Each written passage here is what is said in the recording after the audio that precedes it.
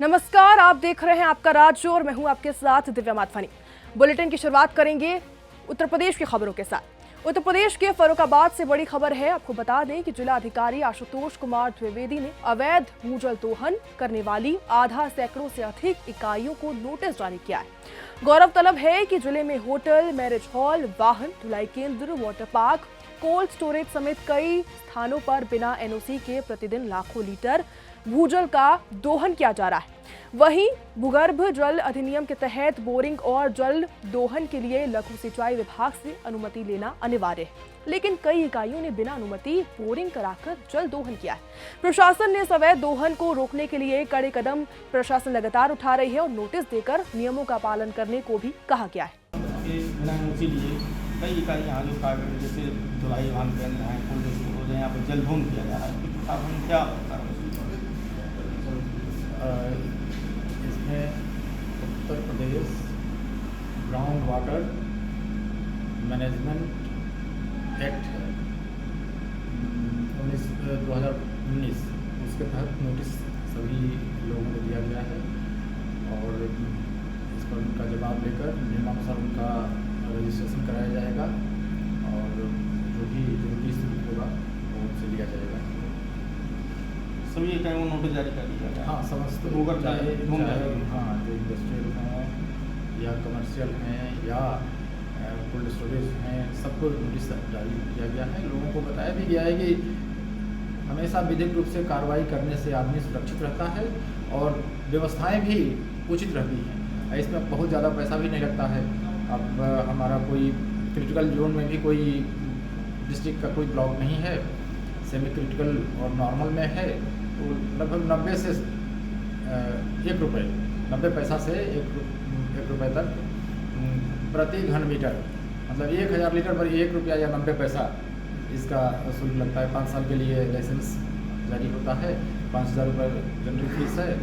तो गवर्नमेंट के पॉलिसी को एग्जीक्यूट कराना और लोगों को उसके प्रति जागरूक करना विभागों का दायित्व है, हमारा भी दायित्व है। इसलिए हम लोग इस चीज़ों का संज्ञान आते ही नोटिस देते और इसके बाद नियमानुसार सबका रजिस्ट्रेशन कराया जाएगा।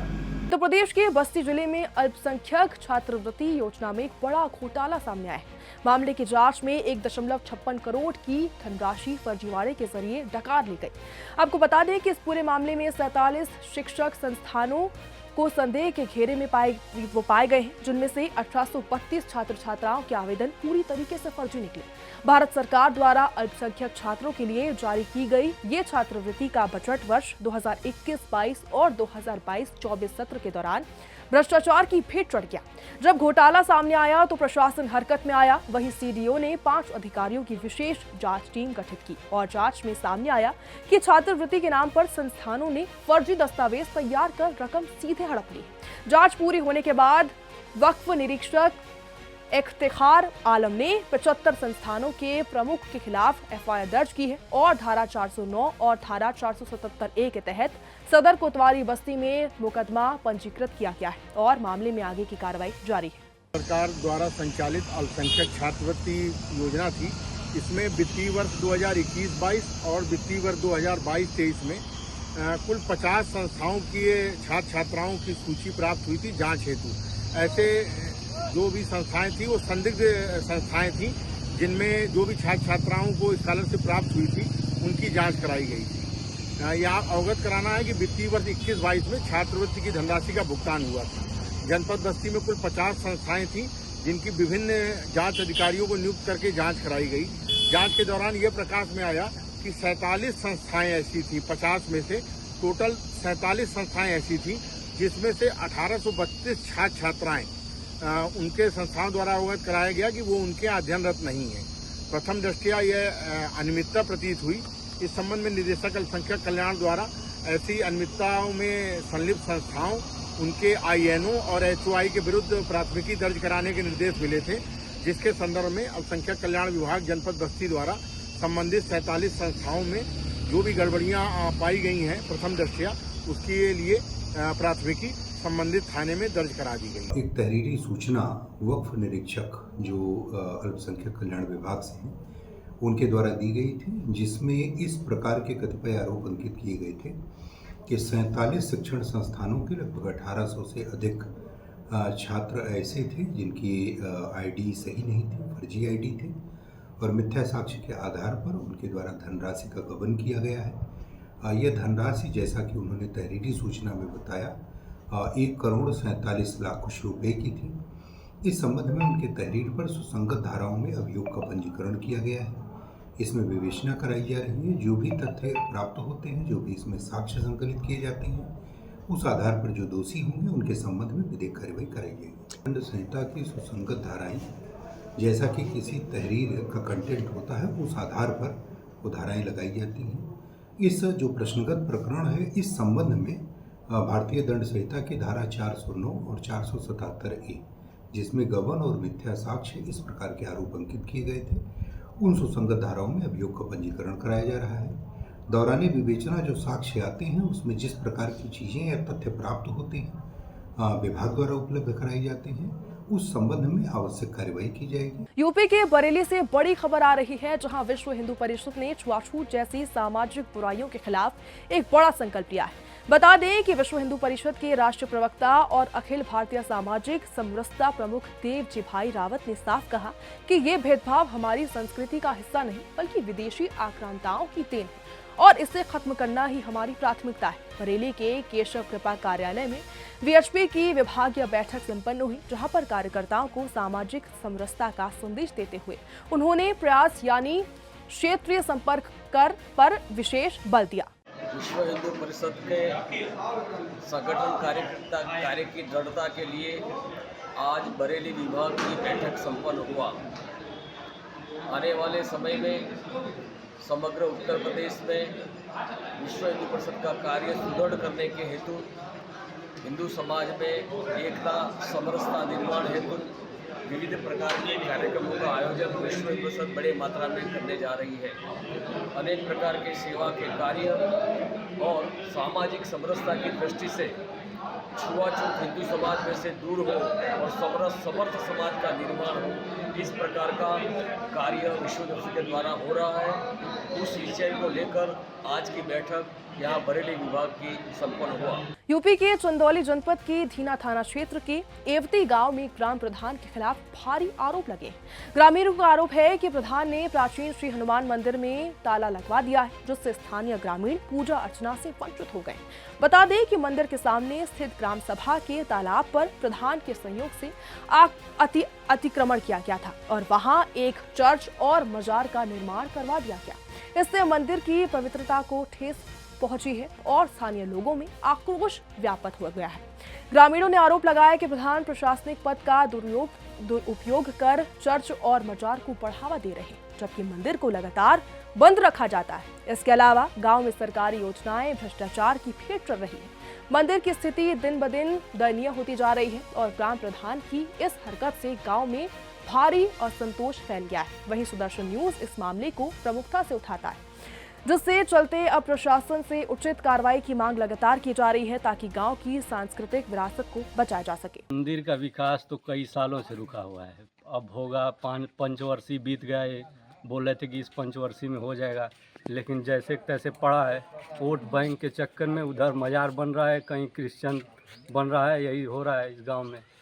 और देख रहे हैं कि चर्च बन गया, लेकिन इतनी बड़ी बिल्डिंग भी बन गई चर्च की, क्या आप लोगों को पता नहीं चला था? पता बाहर से मालूम चला, जब वो ऐसे तो घर बना रहा था, लेकिन जब बाहर उसका डिजाइन सिंबल बना तो मालूम चला कि ये चर्च बना रहा है। और ये हनुमान जी की मंदिर है, और हनुमान जी की मंदिर में ताला लगा हुआ, क्या लोग दर्शन नहीं करने देते हैं? हनुमान जी के मंदिर में उनके घर के ही पुजारी हैं, वो जब आएंगे खोलेंगे तभी लोग। मंदिर कौन बनवाया था? मंदिर तो बहुत ग्राम सभा की है, बहुत पुराना मंदिर है। किसकी जमीन में बना है मंदिर? एक ग्राम सभा की जमीन है।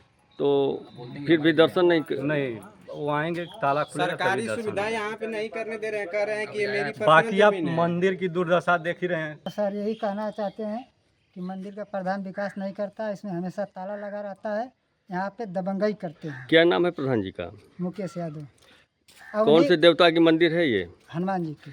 देख रहे हैं बगल में चर्च बन के तैयार हो गया। जी सर। मजार का विकास हो रहा है, लेकिन मंदिर की स्थिति बहुत ही खराब है। हाँ, उन्हीं के घर के पुजारी हैं और यहाँ पे दबंगई करते हैं। क्या बोलते हैं?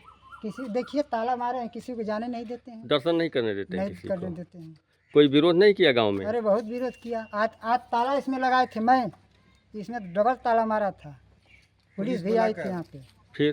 फिर उसके बाद तभी ताला मार के वो चले गए हैं। देखिए आप, हम लोग क्या करें। बगल में देख रहे हैं इतना सुंदर तालाब है, महिला छठ भी करती होंगी, जी जी लेकिन भीटा पे मजार है मजार और बगल में मंदिर है, मंदिर है। इसको लेके क्या कहेंगे? इसके लिए कहेंगे कि मजार हटना चाहिए, मंदिर का विकास होना चाहिए। चंदौली से 25 किलोमीटर पे दूर स्थित ये यवती गांव है। कैमरामैन से कहेंगे दिखाएं। ये भोलेनाथ और बजरंग बली का ये मंदिर है, लेकिन मंदिर की स्थिति ठीक नहीं है। ग्राम प्रधान की मनमानी है, जब चाहेंगे दर्शन होगा, नहीं तो नहीं होगा। ये ताला बंद करके रखते हैं, जो कि प्राचीन पुश्तैनी ये मंदिर है, लेकिन ये बोलते हैं कि ज़मीन जो है ये हमारी है।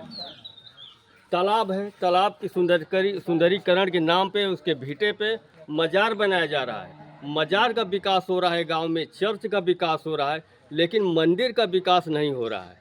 और ये लगातार प्रधान है, पुराने बहुत पहले से प्रधान हैं, लेकिन अपने घर का विकास कर रहे हैं, गाड़ी घोड़ा सारी सुख सुविधा है, लेकिन गांव वालों की स्थिति नर्क बना दिए हैं।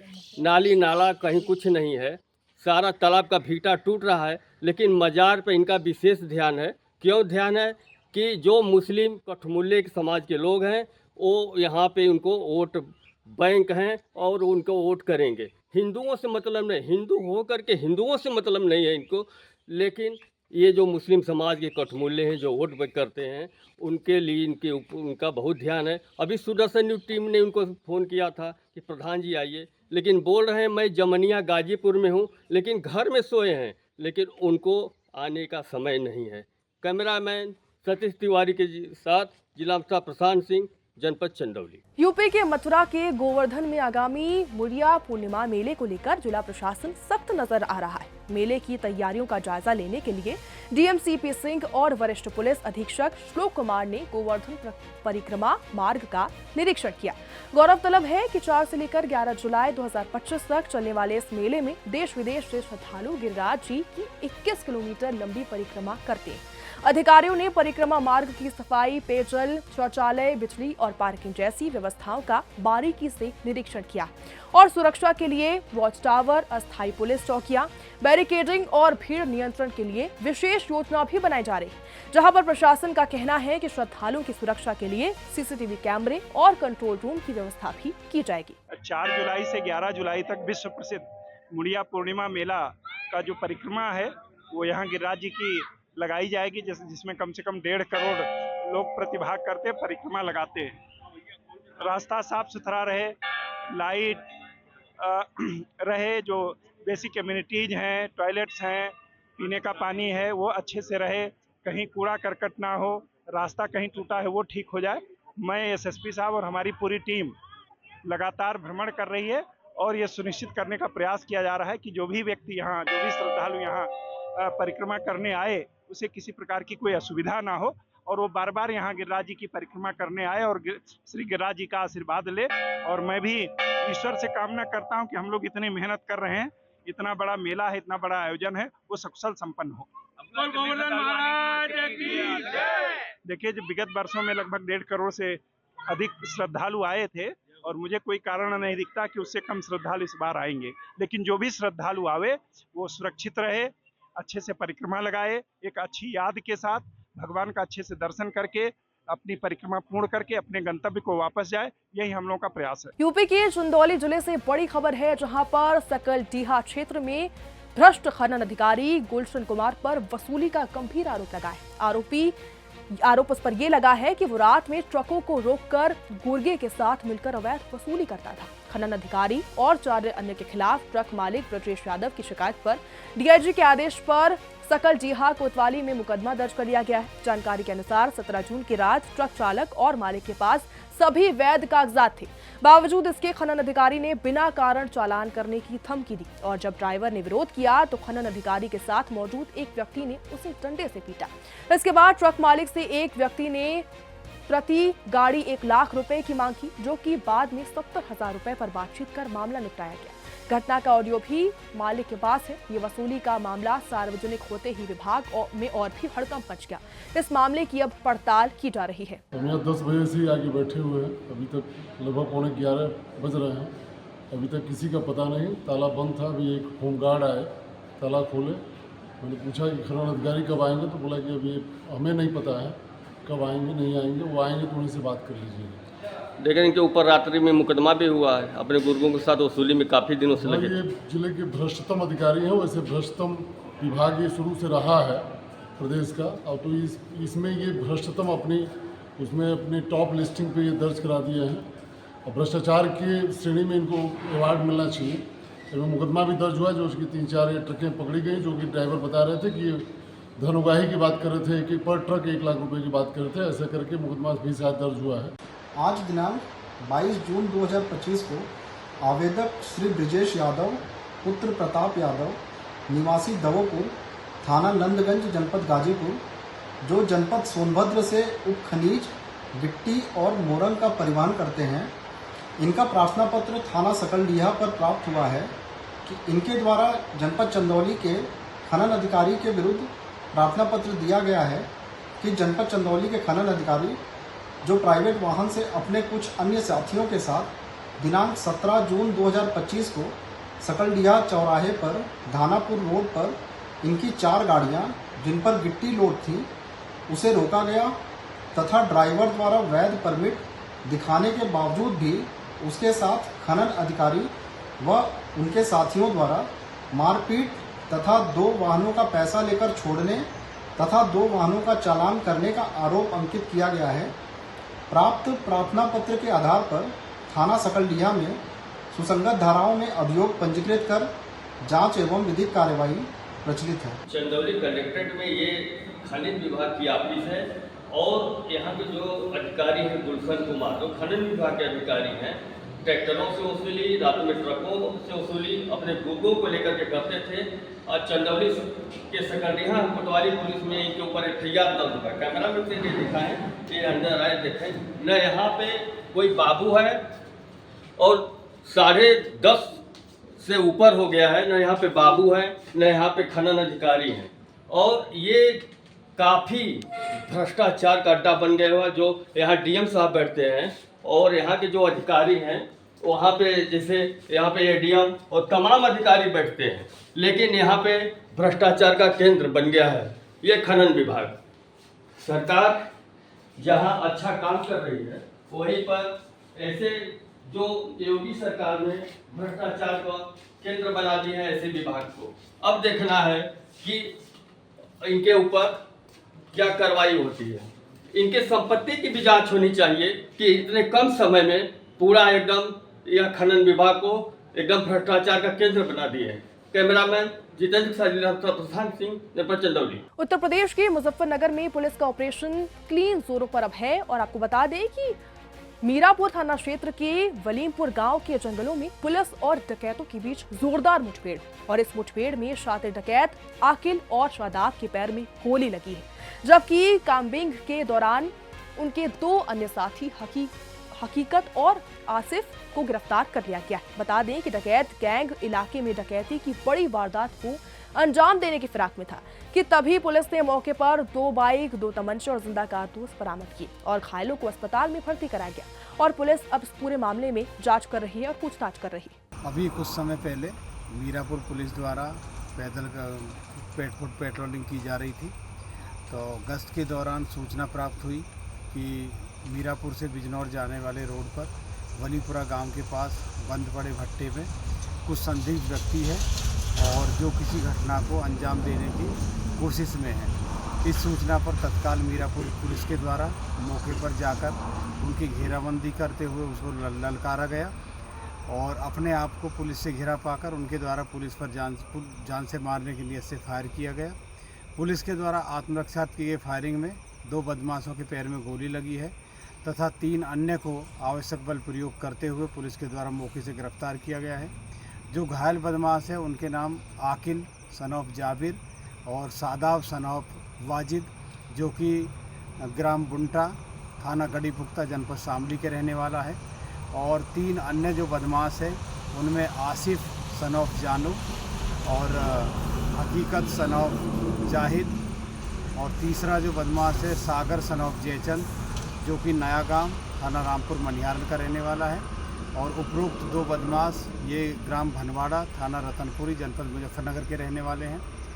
जो घायल बदमाश हैं इनको वास्ते उपचार जिला अस्पताल भेज दिया गया है। और इनके कब्जे से 2 तमंचा 315 बोर, 3 जिंदा कारतूस तथा 2 खोखा कारतूस बरामद हुए हैं तथा एक अन्य अभियुक्त से 1 चाकू बरामद हुआ है। इनके कब्जे से 2 मोटरसाइकिल बरामद हुई है, जिनके बारे में अभी तस्दीक की जाएगी और इनके आपराधिक इतिहास की जानकारी की जा रही है। साक्ष्य के क्रम में जो भी तथ्य प्रकाश में आएंगे उनके आधार पर आवश्यक कार्रवाई की जाएगी। यूपी के फिरोजाबाद से बड़ी खबर है, जहां पर 2 शातिर चोरों को पुलिस मुठभेड़ के दौरान गिरफ्तार कर लिया गया। पुलिस मुठभेड़ में दोनों अभियुक्त पैर में गोली लगने से घायल हो गए और उनके कब्जे से 2 अवैध तमंचा, 315 बोर मय, 4 जिंदा कारतूस, 2 खोखा कारतूस, 315 बोर, 1 अपाचे बाइक और विभिन्न घटनाओं में चोरी किए गए 41,200 रुपए बरामद किए गए। फिलहाल पुलिस इस पूरे मामले की कार्रवाई कर रही। देखिए 14/5/2025 को थाना रसूलपुर थाना क्षेत्र में एक घटना हुई थी, जिसमें 2 अज्ञात व्यक्तियों ने एक व्यक्ति से लिफ्ट लेकर कुछ देर उसके साथ चलने के पास उसका जेब काटकर और उसका पैसा चुरा कर ये फरार हो गए थे। इसमें हम लोगों ने रसूलपुर थाना क्षेत्र में उसकी धाराओं में अभियोग पंजीकृत किया था और सेम इसी तरह की घटना दक्षिण थाना क्षेत्र में भी हुई थी, जहां 2 अभियोग वहां भी पंजीकृत हुआ था। इसमें जांच पड़ताल चल रही थी, विवेचना क्रम जारी था। इसमें 2 अभियुक्तों दीपक और अर्जुन, जो बा थाना क्षेत्र आगरा के रहने वाला, इनका नाम प्रकाश में आया था। लगातार इनकी खोजबीन चल रही थी, तलाश चल रही थी। आज सूचना ये मिली कि ये दीपक और अर्जुन बरकतपुर रेलवे लाइन के आसपास छुपे छुपाए घूम रहे हैं और किसी अन्य घटना को अंजाम देने की फिराक में हैं। इस सूचना पे तत्काल रसूलपुर पुलिस द्वारा यहाँ दबिश दी गई है। पुलिस को देखते ही दीपक और अर्जुन ने पुलिस के ऊपर फायरिंग कर दी है। आत्मरक्षात्मक पुलिस ने भी फायरिंग की है, जिससे इन दोनों के पैर में गोली लगी है। इनको तत्काल तामा सेंटर में इलाज हेतु भेजा गया है, जहां पुलिस सुरक्षा में इन दोनों का इलाज चल रहा है। इनके पास से जो बरामदगी हुई है, कुल 41,200 रुपया जो इन लोगों ने जेब काटी थी वो बरामद हुआ है। 2 अवैध तमंचा, 315 बोर और 2 खोखा और 4 जिंदा कारतूस बरामद हुआ है तथा एक बाइक बिना नंबर प्लेट की वो बरामद हुई है। ये दोनों शातिर अपराधी हैं। इनके खिलाफ 1.5 दर्जन से भी अधिक मुकदमे विभिन्न थाना क्षेत्रों में पंजीकृत है। फिलहाल हम इन दोनों का लोग इलाज करा रहे हैं। आगे इसमें जो भी आवश्यक वैधानिक कार्रवाई वो हम लोग करेंगे। यूपी के मथुरा वृंदावन से दर्दनाक खबर सामने आई है, जहां पर शनिवार देर शाम गेस्ट हाउस के सीवर टैंक की सफाई के दौरान जहरीली गैस से 2 सफाई कर्मियों की मौत हो गई। मृतकों की पहचान नरेंद्र और छोटेलाल के रूप में हुई। गौरतलब है कि हादसा केडी गेस्ट हाउस के पास हुआ है, जहां दोनों कर्मचारी टैंक में उतरे हुए थे और गैस की चपेट में आ गए। वहीं बेहोशी की हालत में दोनों को अस्पताल ले जाया गया, लेकिन डॉक्टरों ने उन्हें मृत घोषित कर दिया। परिजनों ने ठेकेदार पर लापरवाही का आरोप लगाया है और पुलिस ने कार्रवाई करते हुए ठेकेदार को हिरासत में ले लिया है। फिलहाल पूरे मामले की जांच जारी है। जब सीवर से निकाला था मेरा भाई जिंदा था। क्या नाम है उनका? मेरा सुनीता है। छोटे ये मेरे पास रहता है बैकुंठ बसेरा। क्या मामला आया था, क्या सूचना? ये सीवर में काम कर रहा था, सीवर में गिर गया। कुछ लड़कों ने ऊपर ले लिया है। फिर एक इसका शादी का फिर था उसमें, ये फिर उसमें कूद गया। ठेकेदार खड़ा देखता रहा, ठेकेदार ने कोई पता नहीं निभाया। उसका काम था इसको बाहर लेने का, हॉस्पिटल में लाने का। लेके आए क्या कोई सेफ्टी की टीम को थी? सेफ्टी के लिए ठेकेदार नहीं, कुछ नहीं किया, कोई सेफ्टी कोई डॉक्टर नहीं इसके पास। ठेकेदार कौन है? ठेकेदार मैं नहीं जानती। काय का काम चल रहा था? सीवर का जो सीवर सरकारी। हाँ सरकारी। कहाँ के रहने वाले? जी नगर पालिका होगा। नगर निगम रहने वाले कहाँ के हो आप? मैं रहने वाली तो वृंदावन की हूँ। खैर आज तो मेरा भाई मरा है और 2 और मेरे उसके साथ में। बट पता क्या है,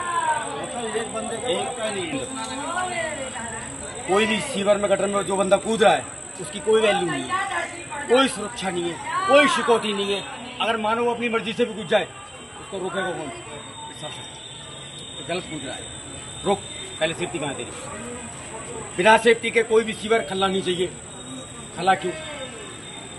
आज किसी ने फोन मार दिया मेरे घर का सीवर खल्ला और उसमें आदमी मर गया। ये पहली दुर्घटना नहीं है। आज शाम को क्या हुआ था वो बताइए पहले। आज शाम को ये हुआ कि मेरा भाई बड़ा, क्या नाम था उनका? नरेंद्र जी, नरेंद्र वाल्मीकि, गाँव खुशीपुरा।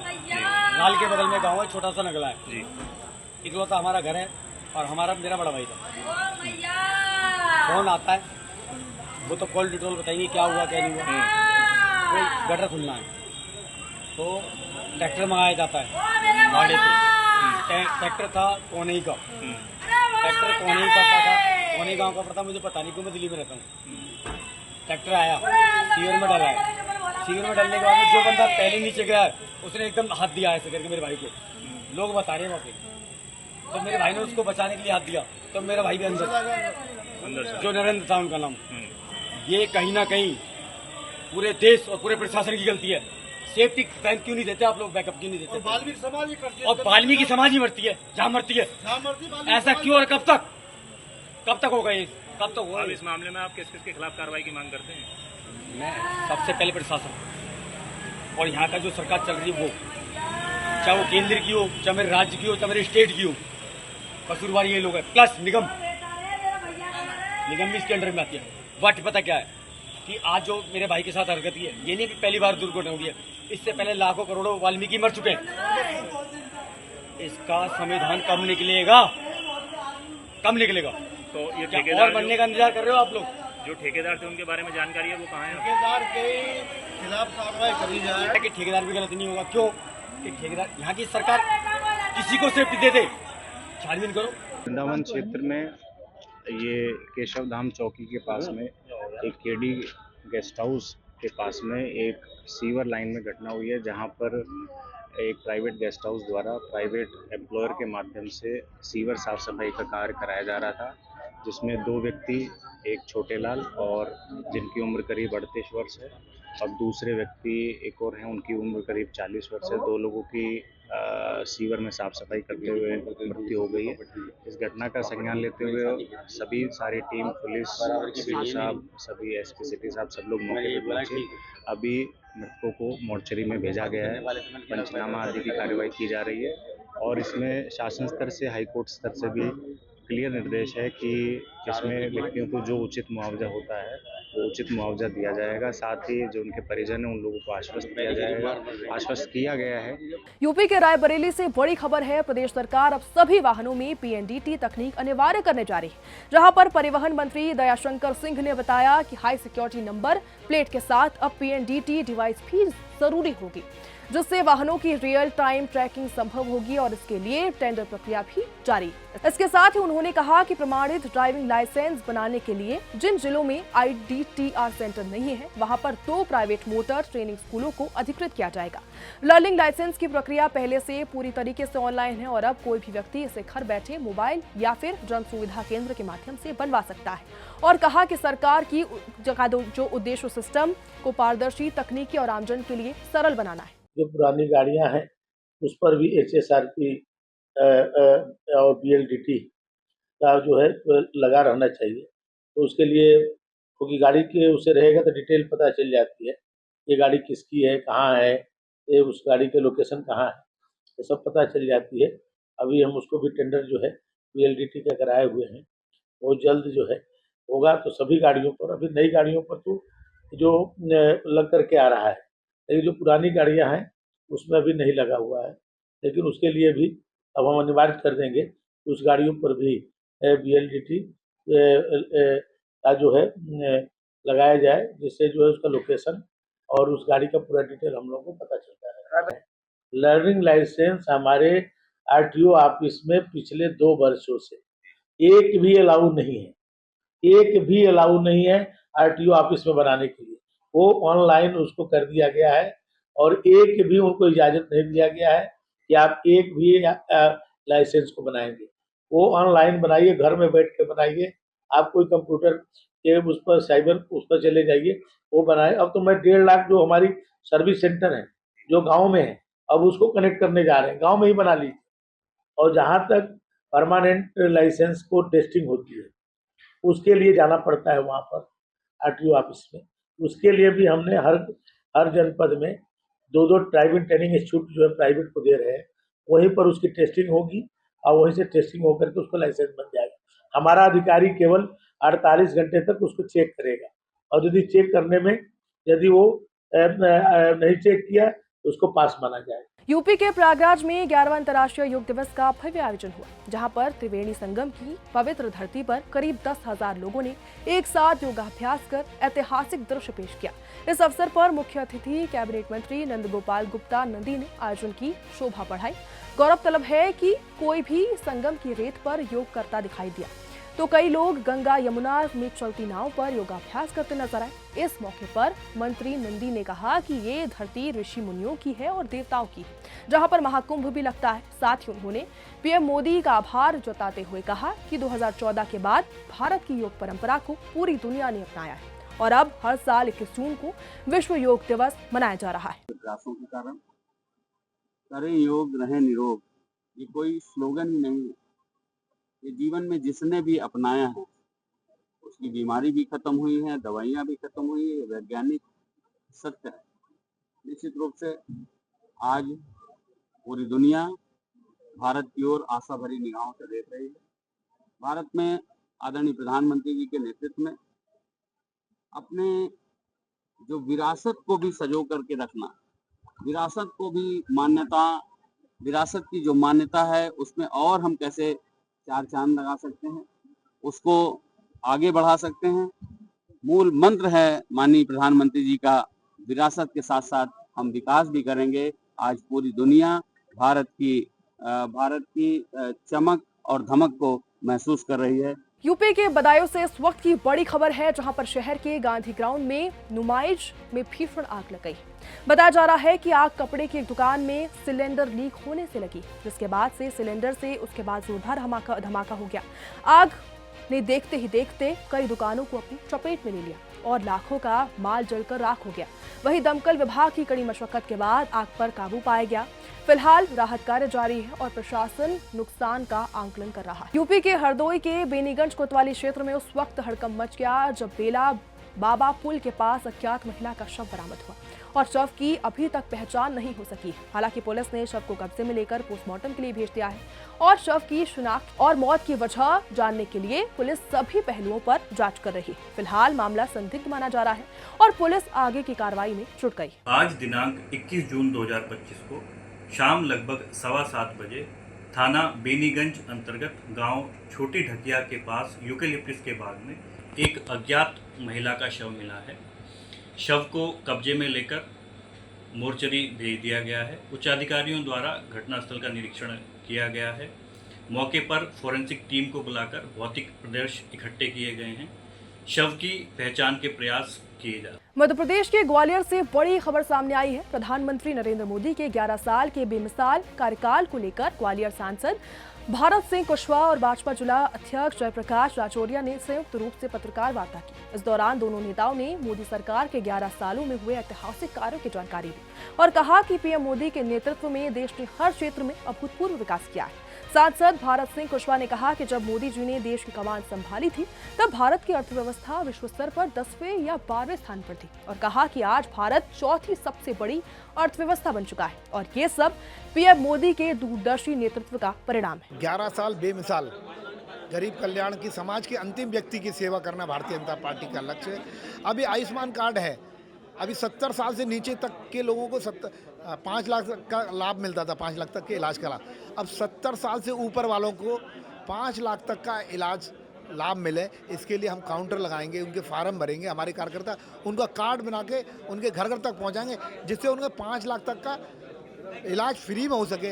जो कई घरों में दिक्कत आती है, इनको खाने की दिक्कत है, तो 5 लाख का इलाज कराएंगे, कहाँ से कराएंगे। इसलिए हमारे देश के यशस्वी प्रधानमंत्री जी ने इस और भी कई योजनाएं जिनका लाभ उनको मिलेगा। मध्य प्रदेश के इंदौर में विश्व संगीत दिवस पर 24 घंटे अनवरत गायन और वादन का अनूठा आयोजन हुआ। ऐतिहासिक कृष्णपुरा छतरी पर आयोजित इस कार्यक्रम में शहर के संगीत प्रेमियों ने बारी बारी से अपना प्रस्तुतियां दिखाई। भाजपा नेता कैलाश विजयवर्गीय ने भी अपनी प्रस्तुति से समा बांध दिया। वहीं अंतर्राष्ट्रीय संगीतकार गिरीश मिश्रा की मौजूदगी ने कार्यक्रम को और भी खास बना दिया। इस आयोजन में राजेश मिश्रा ने बताया कि श्रोताओं ने शास्त्रीय गायन, सितार वादन और साथ ही भजनों का भरपूर आनंद लिया और कहा कि इंदौर का ही आयोजन न सिर्फ सुरों का उत्सव है बल्कि संगीत के प्रति शहर के समर्पण की मिसाल है। फिलहाल के बुलेटिन में बस इतना ही। देश दुनिया की तमाम खबरों के लिए देखते रहिए सुदर्शन न्यूज। जय